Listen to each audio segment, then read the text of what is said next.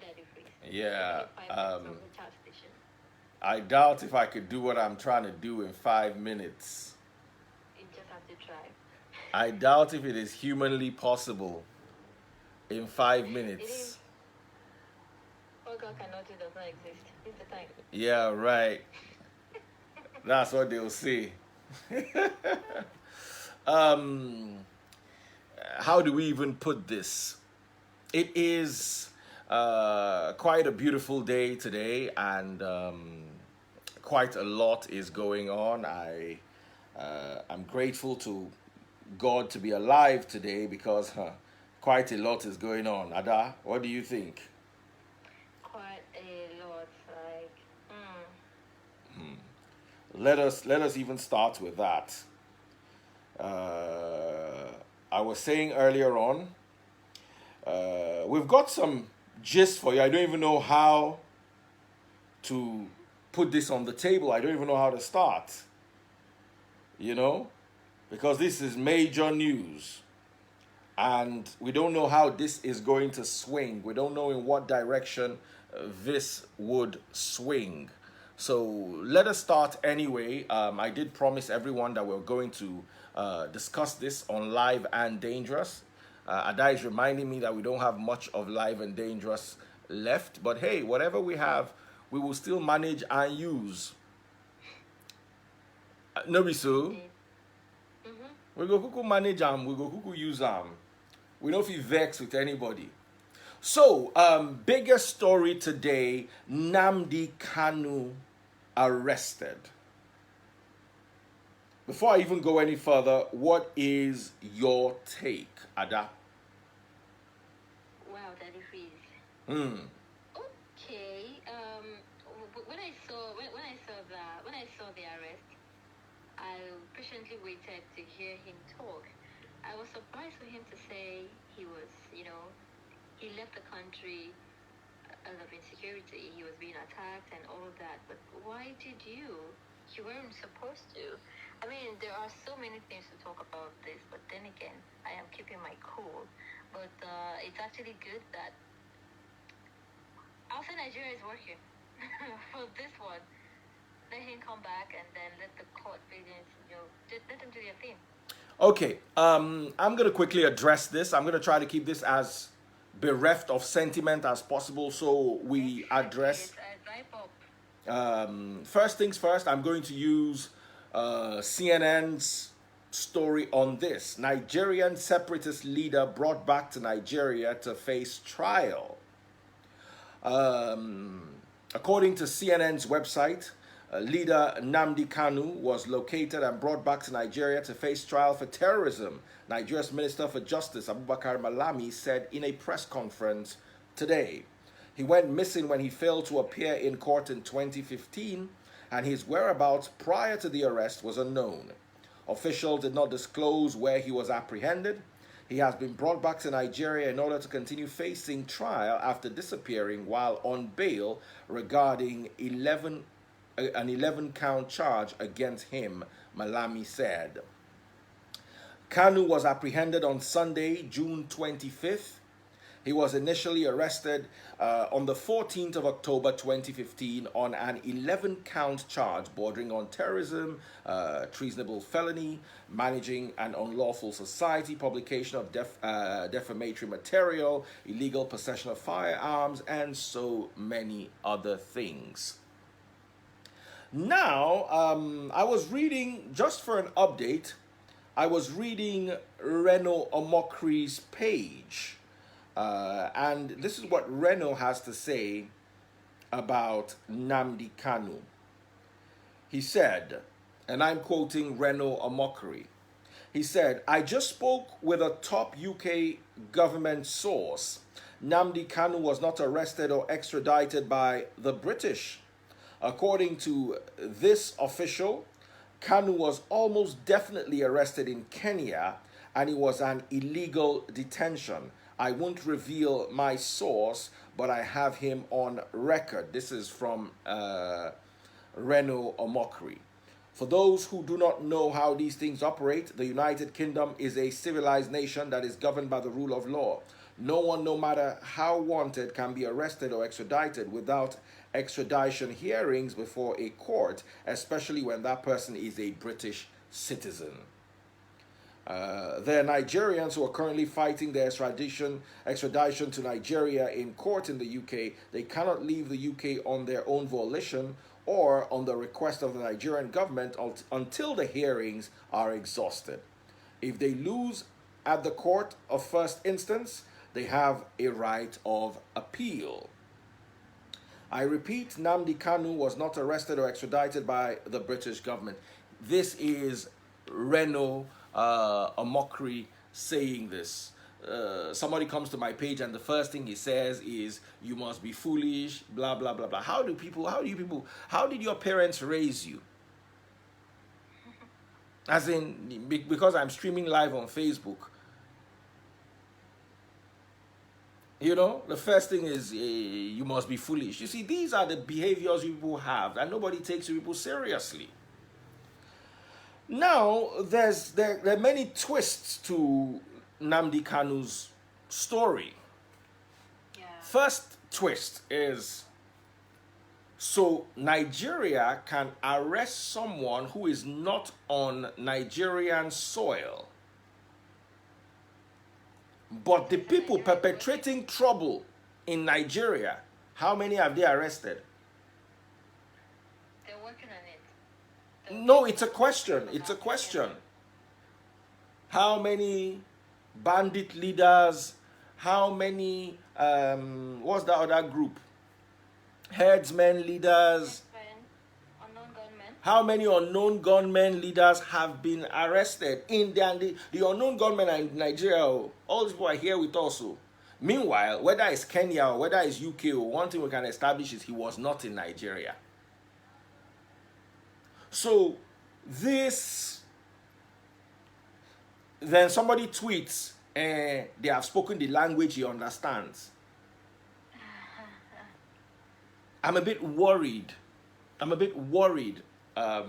About this, and to be honest, justice is not justice unless it is not just justice for all, but it is seen done for all. It's one thing to give you justice behind the bar, no, justice must be done and must be seen to be done. So I have a bit of a worry about that. Now, what are we so afraid of? There's so many issues in Nigeria that need to be addressed.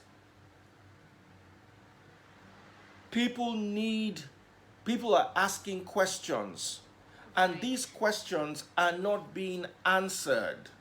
Fine, let's be honest, Nnamdi Kanu sabi overdue. However, are his people getting answers? That's it. Yeah? Do you actually know that this move clearly shows that it shows where this government interest is at? I don't know if you get the whole. You know me, I don't want to talk much about government because before you know you, they'll add me and you to them. This single act indicates that if the government wants to end insecurity in this country. Yeah, that's what it's showing to me. So you guys can actually fish out Nnamdi Kanu. It means you can literally fish out anyone you guys want to fish out. It's just making me feel some things happening are a bit political, but okay. It means you can literally fish out anyone you want to fish out. The problem is, where are you fishing?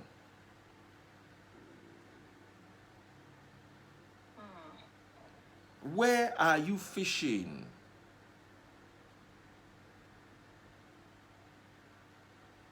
So the question is, let's say this: Nnamdi Kanu is he's volatile, he's this, he's that. It's just like when they say Daddy Freeze is rude. You see, the fact that Daddy Freeze is rude does not mean Daddy Freeze is not asking pertinent questions. It does not mean that Daddy Freeze is not bringing to the fore pertinent issues. It's not that the issues that Daddy Freeze is bringing, the biblical discourse, the doctrinal issues he's addressing, it's not like your pastors have been able to counter him. But you just focus on one thing: Daddy Freeze is rude. Let's remove Nnamdi Kanu from this picture totally.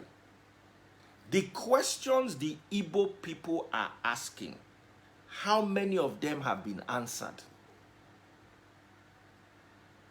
Let's remove Nnamdi Kanu. Let's forget about Nnamdi Kanu. Okay, Nnamdi Kanu, they problematic. Nnamdi Kanu to talk. Nnamdi Kanu to this. Okay, let's remove Nnamdi Kanu and keep him one side.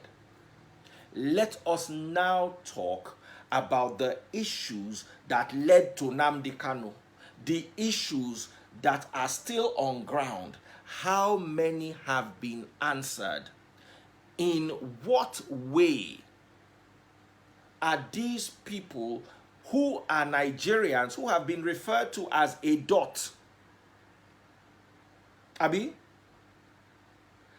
let's take this little dot and the questions the dot is asking, how many have been answered? Nnamdi Kanu is one person. As long as the issues linger, these people will continue to cry out.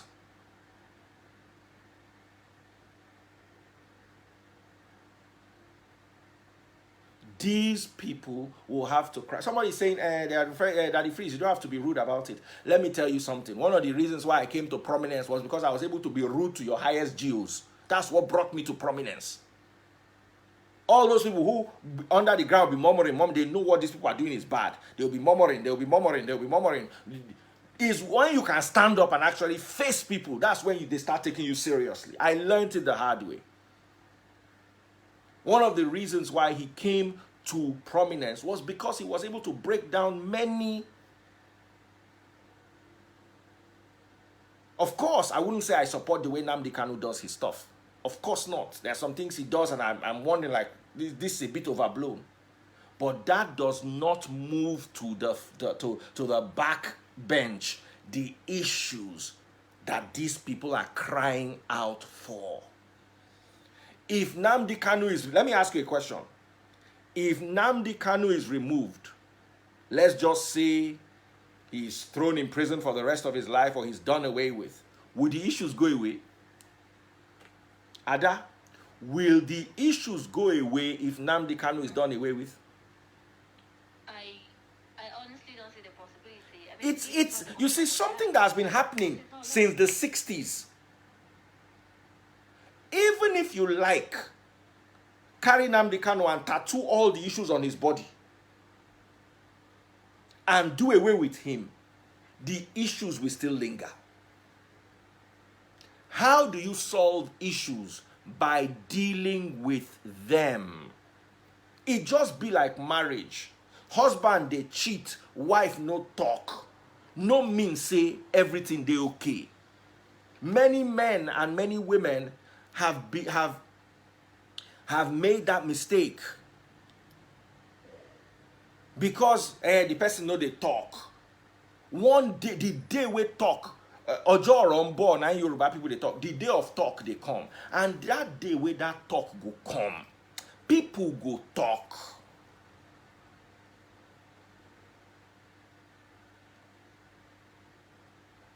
People go still talk. Why are these people's agitations not addressed? How hard is it? Are these people this wicked that you cannot even sit down and talk to them? Are they this wicked that, oh, these people are so horrible, nobody can talk to them? Have you tried? Do you know we are negotiating with bandits at this stage? We are negotiating with all sorts of people except these poor people.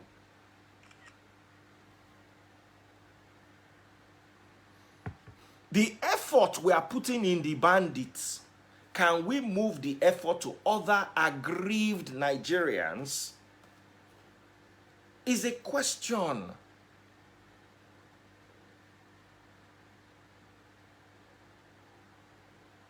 It's a question.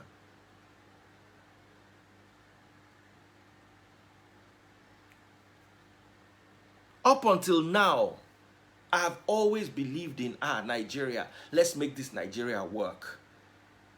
However, looking at what's on the ground, even I am worried. I'm worried. And as God will have it, I have in-laws that are Igbos. I didn't choose them. And when person na your in-law, you don't turn your family. Abiada? True. You don't turn your family. You will not want anything sad to happen to your in-laws or to your family members. And this is where I know all of you disagree with me and say that the freeze, you have turned this into, this is where the church has failed us. Let me tell you, the church preaches prosperity. Nigeria, I was reading something on Linda Ikeji. Aliko Dangote, Mike Adenuga, and Abdul Samad Rabiu with Tony Elumelu were in France. Those are remove Tony Elumelu is not a billionaire in dollars, at least not according to Forbes or to the reports we are familiar with. Those are our 3 billionaires. Dangote, Rabiu, Adenuga. Out of the 3 billionaires, 2 are Muslim. Only Adenuga is Christian. So in a whole country with 205 million people, out of which 51% is Christian, and out of that 51%, we can comfortably say half are preaching a prosperity doctrine. You have only 1 Christian billionaire. My question is, where's the prosperity? Obviously, our tithing, our seeding, our praying, our fasting has not yielded us that prosperity. Not only do we have only 1 Christian billionaire, mind you, the Netherlands, that is irreligious, they have 33 billionaires, and they are 10% of our population, and they have 33 billionaires. We, 205 million, only 1 Christian billionaire. Now, I want to ask you, we are now the poverty capital of the world, dragging poverty with India and China. Countries with their populations in the billions. So the prosperity doctrine has failed us. Our life expectancy rate is only 54 years.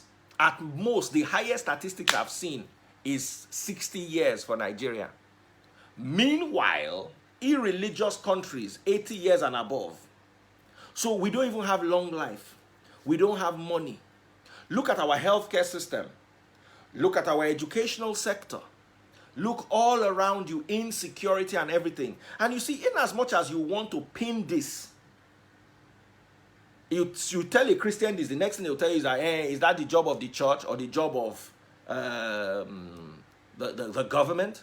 And okay, you might seem a bit vague, but Christ's message primarily is love. The scriptures are very clear.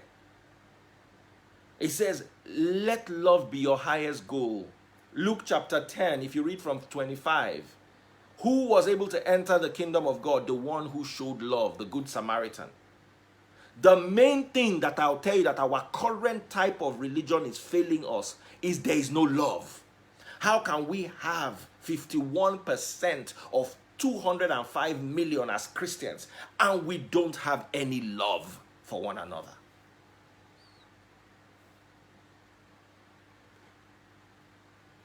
That is why I can tell you, look at Nigeria. Where is the love?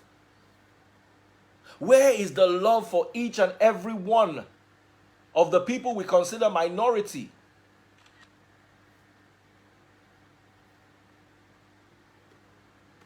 Where's that love? All we've managed to do is a love for money, and we don't still have that money. The problem in Nigeria is bigger than Nnamdi Kanu. There are unanswered questions that need to be answered.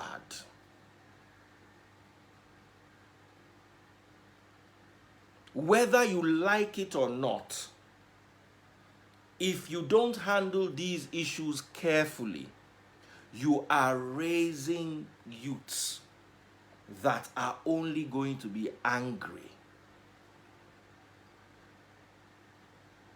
You see, a good father sits down with his sons and explains to them, there's no money. You might have to drop out of school and go to the farm. And I'm going to do this. I have 7 sons. One is the most brilliant, but he's studying medicine. The second one is also very brilliant. He's studying banking. The rest are managing to go to school. And I have a cash flow problem. I'm going to sit them down. I'm going to say, you know what? In the next term, whoever has the highest grade, I can only send 2 people to school. Whoever has the highest grade and can maintain the highest grade, 2 of them, the top 2 will go to school. The rest of you will go back to the farm. They can't kill their father. They see that their father has sold everything he has. He doesn't have anything left. What they want to see is their father showing them love. That, okay, my sons, I can't afford to send all of you to school. Here are our alternate plans. But not when you now take a son that is just average, that you just decide that you love him. Not that he did better than all the rest of them. And you just decide that that's the one you want to be pushing to university level. Then the one that is studying medicine, that his grades are the highest out of all your sons, that one now has to drop out to come and work on the farm. Do you think the other sons will be happy with their father? If the father says, get me the best grades, and your grades are average, and he says, for this you are not going to university because you are not qualified for the 2 I want to send to university. Be angry all you want. Other brothers go, when you carry your matter, go meet your uncle. Waiting you to do. My past said, why you to not get grade now? Maybe your 2 other brothers, they clearly did better than you. Oh yeah, pele, go and work on the farm. After a while, things will be better. Abiada. But when you carry your own matter to go and meet somebody and they see that you yourself are at fault, people will blame you. Sure. This is Nigeria's situation right now. I know I don't need a soothsayer to tell me that Nigeria does not have money. I know personally. I have done the analysis. The whole oil we sold in 2020 is competing with earpod. Oh, you did not know? We are not talking of Apple Watch. Oh. Apple Watch sold more than Nigeria sold oil. iPhone, you don't even want to go there. Apple as a company is probably dragging GDP with Nigeria. Oil for oil. Some Apple products are already overtaking what we are selling in oil. So it's only a matter of time. I know we don't have money. My problem is the lack of money. How is it being addressed? How are the aggrieved how are they made? Now listen to this. Imagine this situation. I'm just using this. The father has 7 sons. The last son, house girl born out for him. And the father said, only 2 of you will go to the university. And the 2 who have the highest grades. That house girl's son now has the highest grade. Should the father not send him to university? Or should the father say, hey, because no, you are house girl's son, I will send my real sons first? How do you think, will people perceive that father to be fair? These are the things that need answering. Okay, Daddy, please. 25 minutes gone past. Yes, my darling. So, Thank you so much. I think we'll continue with this tomorrow. Don't you think so? We will try to. Hopefully, we will be. They will allow us to. Of course, Daddy, please. All right, my darling. Do take care of yourself. All right, and you too. Absolutely. Okay.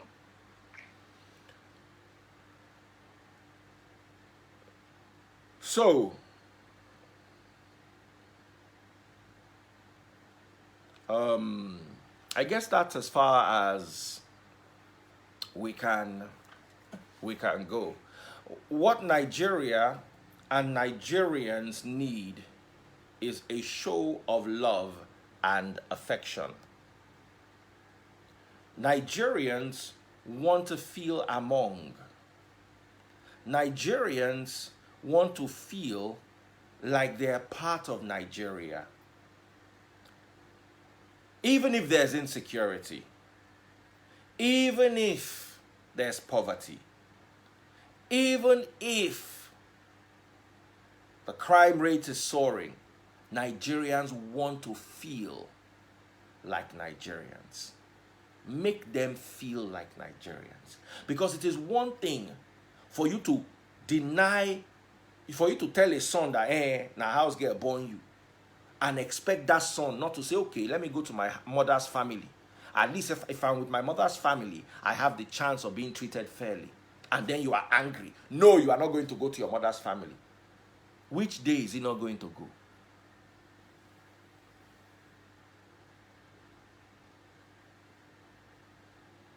Can we start addressing each other with love? And by love, you see, there's nothing I love you, I love you. Love includes sacrifice. You want there to be peace. There has to be some level of sacrifice. You can't just shut people down, keep them quiet. How long do you want to do that for? They close down Twitter. Are people not still talking? If you close down all the social media, people will still continue to talk. You can't unring a bell. What can be done is you sit your children down like a father and talk to them. Let them know what you are doing is fair. Let them know the criteria that you are using to take your measurements is across board and fair. Let them see themselves being represented in love. And I tell you the truth, they will give you their support. Even those among them who are looking for trouble, now them go to caution themselves, say, hey, keep quiet.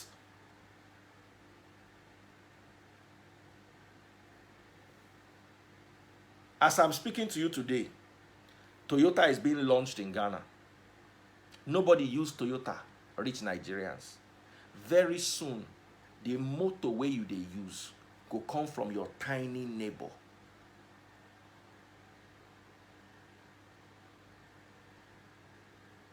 This oil that we are fighting over, in 15 years, it is going to be useful mostly for frying. And I hope we like lizard meat because that's very popular around here. So we use your oil to fry lizard meat.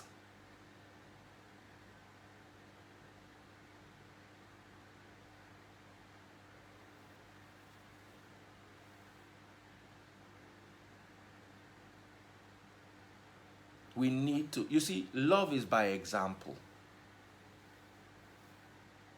And I'm not saying the example.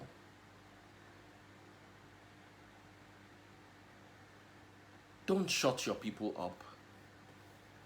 Listen to them. It's one of the most difficult things being a leader. It's easier to be a ruler. Just come and rule everybody. Hey, all of you. Hey, yo. To be a leader, your followers must climb your back to success. Your back must be aching with the load of your followers stepping upon you to get to success as a leader.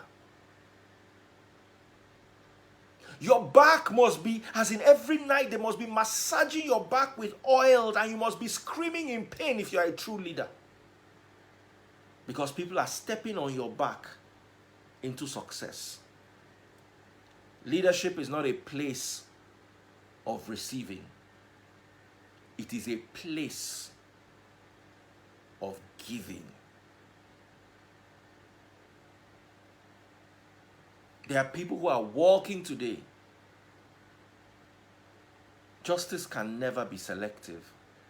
It must be, there must be justice for everyone, and justice must be seen to be for everyone. One of the reasons why people are crying is because they're not seeing it. Show them. Give them a glimpse. Let people see that there's fairness. Let people see that there's justice. Let people see that there is equality. Let people see that they're being represented.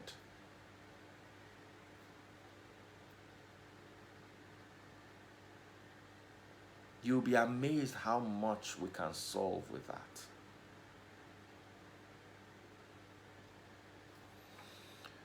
So thank you so much, everyone. I pray Nnamdi Kanu gets justice. And I pray that all of us in Nigeria receive justice. Thank you, all of you.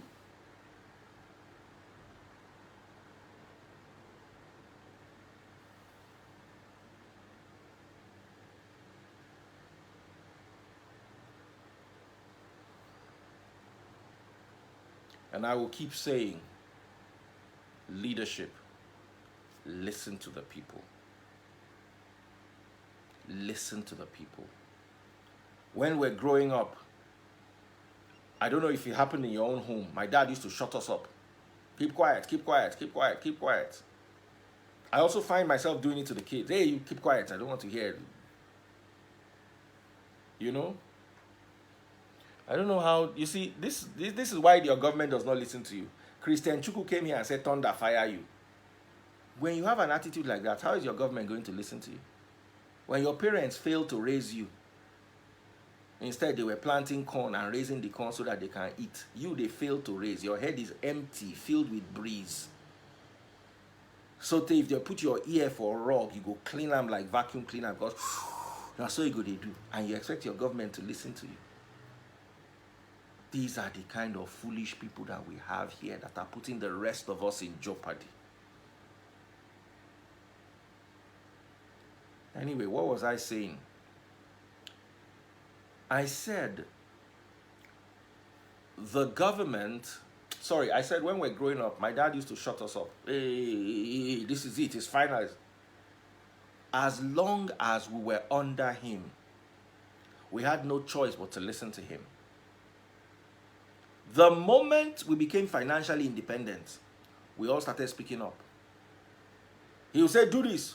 We would say, no, we're not going to do it. And I try my best not to move this same ideology to my children, because sometimes you are tempted to tell your children to shut up. It's tempting. But I've seen some of my friends' parents who allow their children, okay, what do you really want? Okay, this thing you want, we can't do it. They had a dialogue with their kids.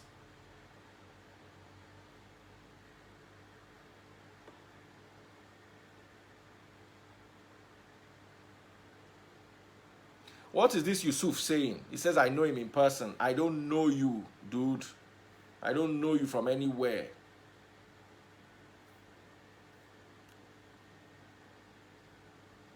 Those children who had dialogues with their parents, even though they did not get what they wanted,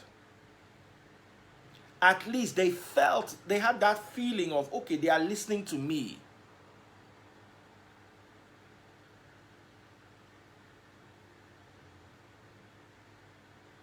That is very important in when a father is dealing with his people. There has to be that semblance of listening to them.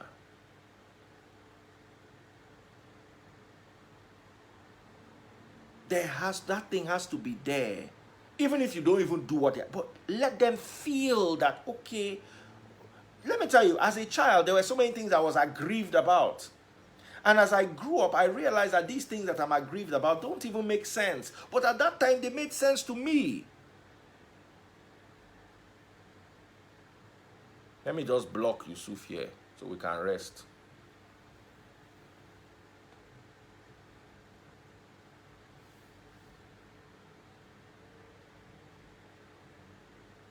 There are things that matter to us, and if not addressed,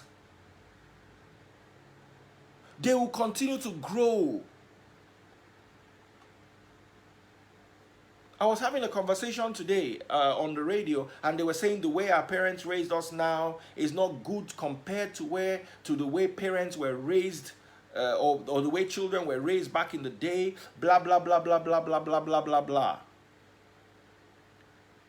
And I thought about it, and to be extremely honest with you, the way our parents raised us those days, where we didn't have a voice, is not the ideal way of raising children. We've been shut up for too long, and people are unhappy. Let your children speak. Let your children talk. Hear them. Don't think I don't understand that it's difficult to rule Nigeria. But you see, you signed up for it. You guys in leadership, you signed up for it. You have to hear the people. That's why I struggle sometimes with, do I really want to be a leader? You have to, you can't sleep. You have to listen to the people. You have to listen, no matter how annoying they are, no matter how much they are harassing you, you have to listen to the people.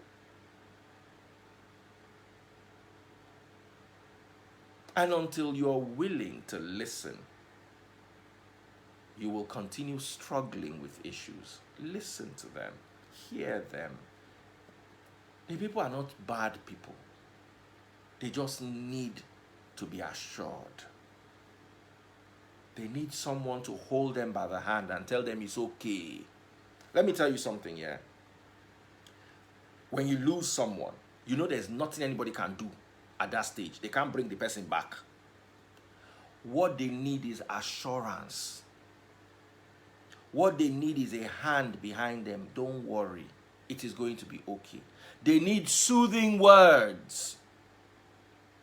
They can't, nobody's going to come there and expect you to help them resurrect their dead. No. What they need you to do is assure them. Kind, powerful words and action. Kind, powerful words followed by action, not to go and do propaganda. You people are very good at propaganda. You go propagate, finish, go your own. No. If you tell them you are going to give them 8 boreholes, let them see 5. Not that you tell them you give them 8 boreholes, then you give them 2 doro. Say, we'll bring the borehole later. Just be holding this doro. No.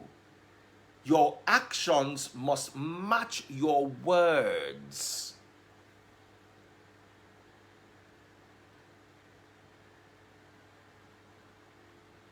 You want Nigeria to be civilized.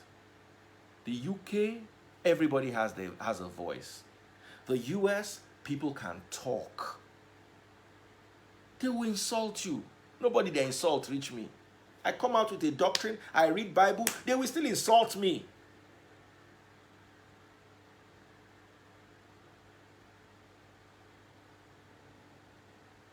So, thank you all. And I believe that Nigeria, let me put it more like, I believe that you and I have hope. Whether it's going to be as Nigeria or it's going to be as separate entities, are all going to be determined by those who are either going to listen or going to continue not listening. But you and I by the grace of the Almighty God, will have hope. Let us pray for hope. Let us pray for peace. And let us sincerely want this hope and this peace in our hearts. We have hope. Only today, UAE was restricting visas for Nigeria to come and work. Who was it? Let me read this to you.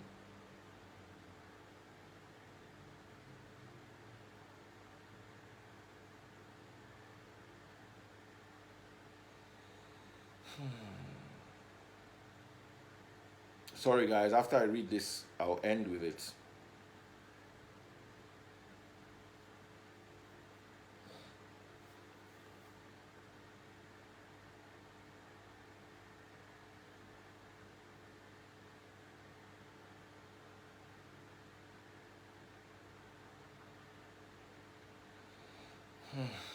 There's one story I wanted to read to you.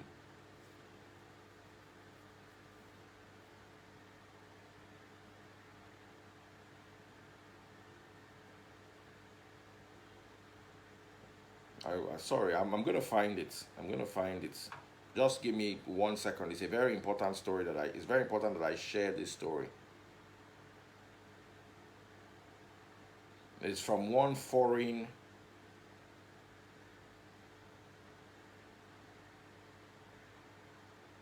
Yes. Amina Mohammed, United Nations Deputy Secretary General, tells Nigerian youths the world is not ready to take 240 million Nigerians. This is very important. She said,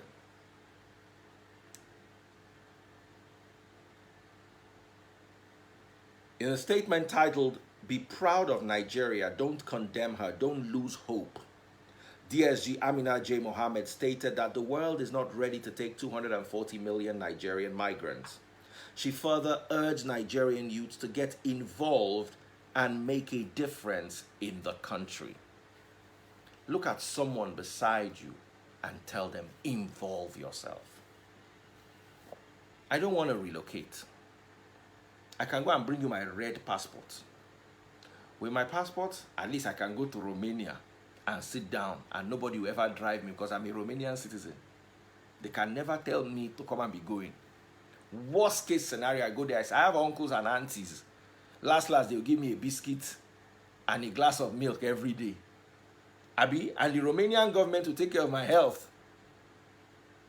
At least I will not be in Nigeria's. I can go visa-free to countries like Canada and stay 3 months. If I get there 3 months, I can begin to apply and change things. But I've not lost hope in Nigeria. As bad as everything is, I don't want to leave. I was still talking on the phone to one of my good friends in the US, one big boy in Atlanta today. And he was like, Daddy Freeze, that just does not want to leave Nigeria. And in all honesty, where do I want to go? It's getting more and more frustrating every day. It's hard for you to go out in the evening and enjoy the Nigeria. Insecurity, I can't even travel to Ibadan without fear. I can't go to other parts of Nigeria. I can barely leave. It's like we're under house arrest. We're allowed only to go to the supermarket and go quickly and come back. It's getting more and more frustrating, and the frustration is choking us. And let us hope it will not choke us to the point where one day I'll just carry my passport and say, you know what, I'm done. There are many of us who want to stay here and fix Nigeria.